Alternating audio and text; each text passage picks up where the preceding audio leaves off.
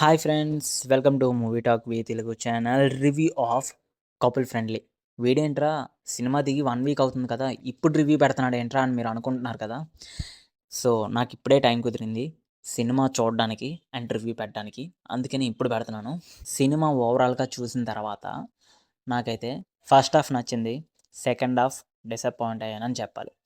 ఎందుకు అని అంటే, ఫస్ట్ హాఫ్ సినిమా చూసిన తర్వాత థియేటర్లోని హమ్మయ్య ఇలాగే సెకండ్ హాఫ్ కూడా ఉంటే సినిమా హాల్ నుండి బయటికి వెళ్ళిపోవచ్చు అని అనుకున్నాను. సెకండ్ హాఫ్ చూసిన తర్వాత ఇంకా లైట్ తీసుకున్నాను.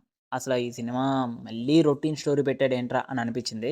ఇంకా స్టోరీ నేను ఎక్కడా లీక్ చేయను, చాలా రొటీన్ లవ్ స్టోరీ కాబట్టి. సెకండ్ హాఫ్లోని ఎందుకు డిసప్పాయింట్ అయ్యాను అంటే, అన్ని లవ్ స్టోరీస్ లాగానే మన తెలుగులోని అమ్మాయికి గతం మర్చిపోవడం, లేదంటే యాక్సిడెంట్ అవ్వడం, లేదంటే ఏదో కొత్త జబ్బు రావడం, అమ్మాయి చనిపోవడం, ఇలా ఉంటుంది సినిమా సెకండ్ హాఫ్లో. అందుకనే బాగా డిసప్పాయింట్ అయ్యాను. అండ్ ఫస్ట్ హాఫ్లోని ఒక ఎమోషనల్ తోటి, అలాగే చాలా డ్రామాటిక్గా, చాలా న్యాచురల్గా సినిమా వెళ్ళిపోతుంది. ఒక షార్ట్ ఫిల్మ్ లాగా వెళ్తుంది. చాలు, అక్కడక్కడ కామెడీ బాగానే వర్కౌట్ అవుతుంది, సినిమా ఇలాగే ఉంటే బాగుంటుంది అని అనుకున్నాను. సెకండ్ హాఫ్లో పోయింది.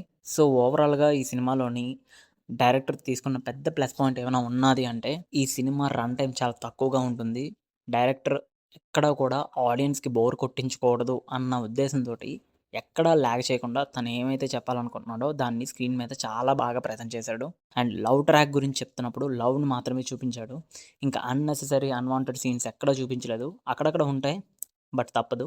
ఇంకా ఈ సినిమాలోని స్టోరీ అంటే స్టార్టింగ్ హీరో హీరోయిన్కి పరిచయం అవుతుంది కదా, అది రియల్ లైఫ్లోనే ఎక్కడ వర్కౌట్ అవ్వదు, కానీ సినిమా కాబట్టి వర్కౌట్ అయింది.